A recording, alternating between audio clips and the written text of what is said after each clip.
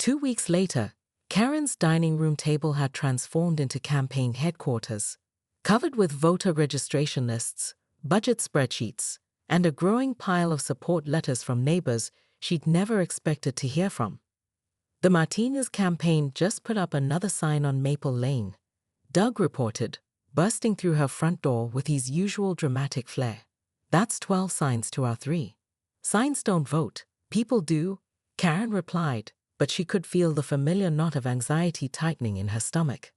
Tom's campaign machine was impressively organized, professional signs, glossy mailers, and what appeared to be the backing of every long-term resident who'd benefited from the status quo. Her phone rang, displaying her sister Linda's number. Against her better judgment, she answered. "Karen, I just saw the news story online." Linda's voice carried that particular mix of concern and exasperation that only siblings could master.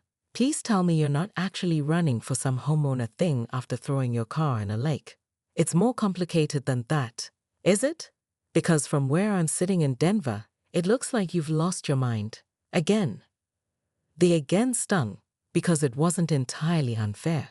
Karen's track record with authority figures wasn't exactly stellar.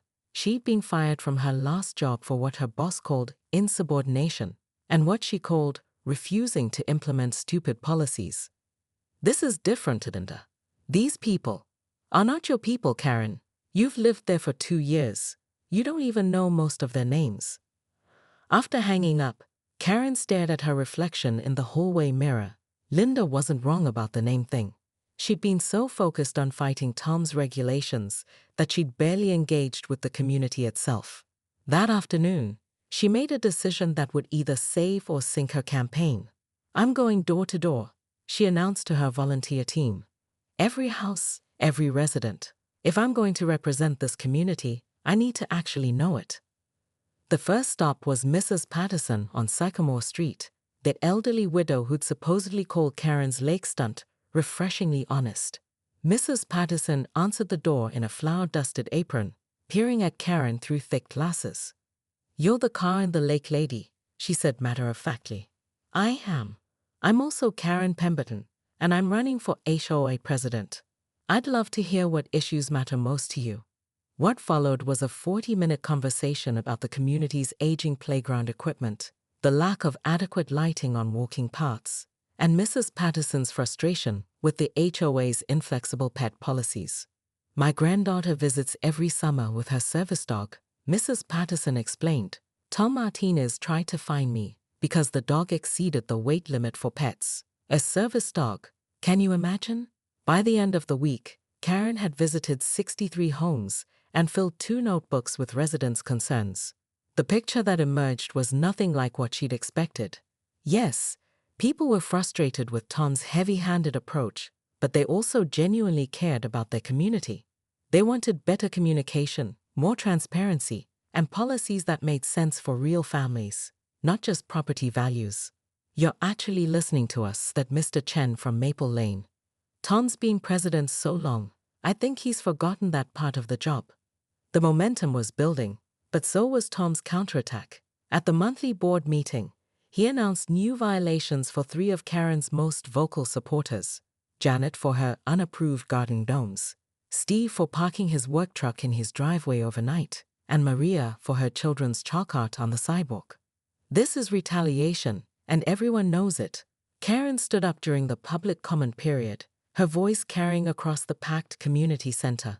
Tom's smile was arctic. "Mrs. Pemberton, as you should know from your recent experience, HOA regulations apply equally to all residents." The screech of metal against concrete echoed across Willowbrook Estates as Karen Pemberton's cherry-red Honda Civic sailed through the air, executed a perfect belly flop into the community lake, and sent a geyser of muddy water cascading over the pristine walking path. "Karen PMBR shouted Tom Martinez, president of the Willowbrook HOA, as he watched his Monday morning jog turn into an impromptu water show. "What in the Sam Hill do you think you're doing?" Karen stood knee-deep in the lake, her perfectly coiffed blonde hair now plastered to her skull, mascara creating abstract art down her cheeks. She clutched her HOA violation notice, now a soggy mess, and glared at Tom with the fury of 1,000 suns. "You want to fine me for my sprinkler system being 2 inches too close to the sidewalk?" she shrieked, her voice carrying across the water like a battle cry. "Well, here's what I think of your precious regulations." The crowd of early morning dog walkers and joggers had multiplied, phones already out, recording what would undoubtedly become the most viral HOA meltdown in Willowbrook history. Mrs. Chen from 1247 Maple Lane whispered to her husband, "I told you she'd snap eventually." Tom waded into the lake, his designer running shoes squelching in the mud. "Karen, you need to calm down and think about what you've done. That car is mine to do with as I please," Karen interrupted, splashing toward the shore. "Unlike everything else in this fascist little neighborhood, where you people think you can dictate the color of my mailbox and the height of my grass." The Honda's hazard lights blinked pathetically beneath 3 feet of water, creating an orange strobe effect that seemed to punctuate Karen's meltdown. A family of ducks, apparently unbothered by the automotive invasion of their habitat, had already begun investigating the new artificial reef. "Ma'am," called Officer Rodriguez, who had just arrived on scene, "I'm going to need you to step out of the water and explain how your vehicle ended up in the lake." Karen's laugh was sharp and bitter. "Oh, it's simple, officer. I was driving to work when I got this." She waved the soggy violation notice. "Third one this month. So I thought, why not give them something really worth complaining about?" Tom's face had gone from jogging pink to apoplectic red. "Do you have any idea what you've done to our property values? To our insurance premiums? That lake is part of our community's ecosystem." "Ecosystem?" Karen cackled, wringing out her blazer. "You mean your little decorative pond, where you stock fish twice a year for the kids to catch? Please." As she climbed onto the shore, leaving a trail of lake water and righteous indignation, Karen noticed something she hadn't expected in the crowd of gawkers. Several neighbors nodding in approval. Janet from Oak Street gave her a subtle thumbs up. Even grumpy Mr. Peterson seemed to be fighting back a smile. The realization hit her like a cold wave. She might not be as alone in her frustration as she thought. The anonymous letter arrived on a Tuesday morning, sliding under Karen's door like a paper snake carrying venom. The message was typed in all caps. "Drop out of the election, or do el make sure everyone knows about your real reasons for moving to Willowbrook." Karen's coffee mug slipped from her fingers, shattering against her kitchen tile. The letter fluttered to the floor, its threat hovering over her like a dark cloud she'd hoped would never find her. Her phone buzzed immediately. Janet's number. "Karen, did you get? You got one too?" Karen's voice came out smaller than she intended. "3 of us did. Steve, me, and Doug.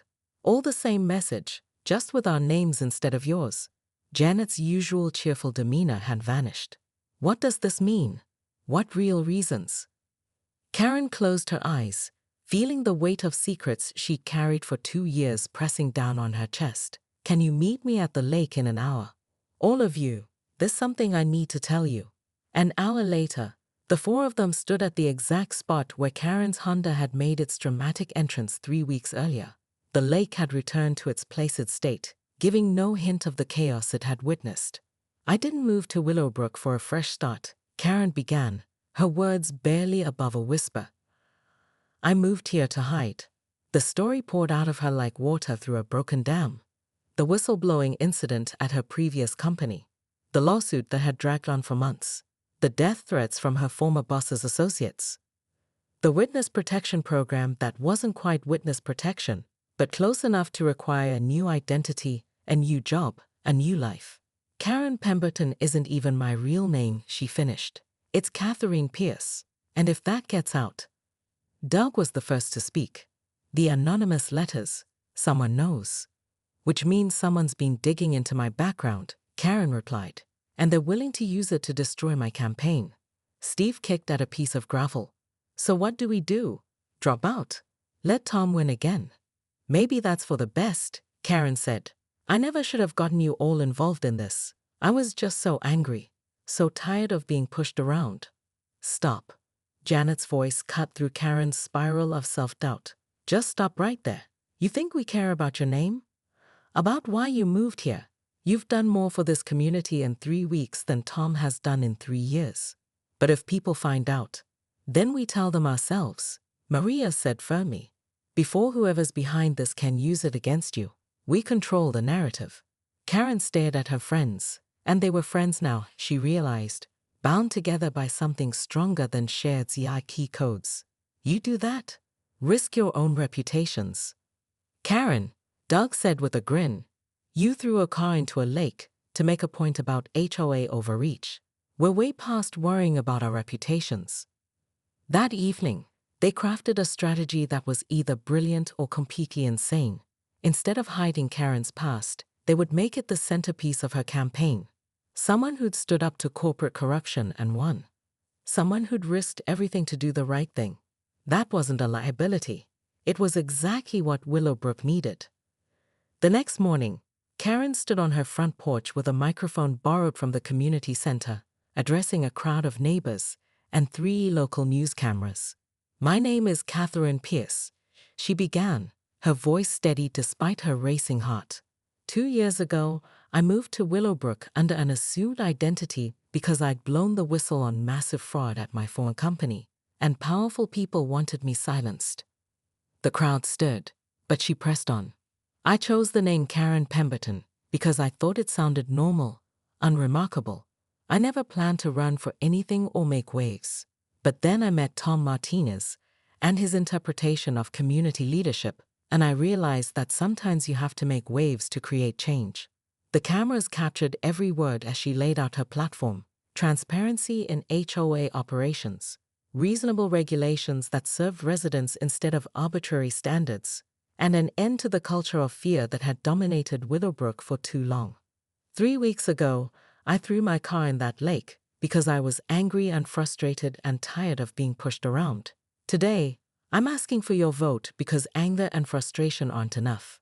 We need action, we need change, and we need leadership that remembers it works for us, not the other way around. Election day dawned gray and drizzly, matching Karen's mood as she stood outside the community center at 6 a.m., watching early voters trickle in.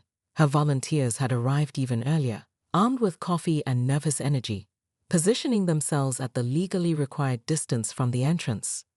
Remember, we just need to turn out our people, Janet whispered, though her hands shook as she held a stack of campaign flyers. The phone bank calls showed us ahead by 8 points. Karen nodded, but polls were one thing, actual votes were another. Tom Martinez's campaign had pulled out every stop in the final week, including a glossy mailer featuring a photo of Karen's Honda being pulled from the lake alongside the headline, "Is this who you want leading our community?" At 3 p.m., Mrs. Patterson shuffled up to Karen with a conspiratorial smile. "That Martinez boy just accused me of voter fraud," she said, loud enough for the Martinez volunteers to hear. "Apparently, helping my neighbor with mobility issues get to the polls is now ballot harvesting." He said what? Karen's voice carried farther than she intended. "Oh yes," Mrs. Patterson continued, clearly enjoying the attention. "Told me people like me were destroying the integrity of the election. People like me." She gestured to her walker, 93 years old and apparently a threat to democracy. The story spread through the voting line like wildfire. Tom's desperate attempt to suppress turnout among elderly residents, some of Willowbrook's most reliable voters, backfired spectacularly.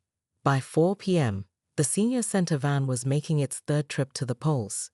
At 7 p.m. sharp, the polls closed, and the volunteers began the hand count of ballots. Karen stood with Tom and the official witnesses, watching democracy play out one paper slip at a time. The early returns were close, too close. Karen's name ahead by 12 votes, then Tom closing the gap to 6, then Karen pulling ahead by 23. With each announcement, the crowd in the community center grew more restless. Final tally, announced the election supervisor at 9:47 p.m. for HOA president. Tom Martinez, 342 votes. Catherine Pierce, 396 votes. The cheer from Karen's supporters nearly lifted the roof, but she barely heard it. 54 votes. In a community of 800 registered voters, 54 votes had changed everything. Tom approached her with a handshake that felt more like a threat than congratulations. "Don't think this changes anything," he said quietly. "The real work of running an HOA isn't throwing cars in lakes and making speeches. When you fail, and you will fail, I'll be here to pick up the pieces." "Tom," Karen replied, matching his quiet tone. "The real work of running an HOA is serving the community, not ruling it. Maybe you'll remember that when you're ready to help instead of sabotage." As the crowd began to disperse, Karen found herself standing alone by the lake, staring at the spot where her Honda had briefly become a submarine. The water was calm now, reflecting the community center's lights like scattered stars. Her phone buzzed. A text from an unknown number. "Congratulations, Catherine, the real fun starts now. A friend." Karen stared at the message, a chill running down her spine, despite the victory celebration still echoing from the community center. Someone was still watching, still playing games. But as she looked back at the building full of neighbors who'd chosen to trust her with their community's future, she realized something had fundamentally changed. She was no longer hiding. Whatever came next, she would face it as herself. Catherine Pierce, former whistleblower, current HOA president, and apparently reluctant revolutionary. The lake rippled gently in the evening breeze, as if sharing her secret. Sometimes the biggest splash comes not from making waves, but from finally learning how to swim. End of part 5. But who sent that final text? And what did they mean by "the real fun starts now"? Karen's victory may have ended one battle, but it seems the war for Willowbrook's soul is just beginning. By noon, #KarenTheLake was trending on 3 social media platforms, and Karen's phone hadn't stopped buzzing. The local news van pulled up just as she finished changing into dry clothes, its satellite dish extending like a mechanical flower reaching for attention. "I'm not talking to reporters," Karen muttered to herself, but her doorbell had other plans.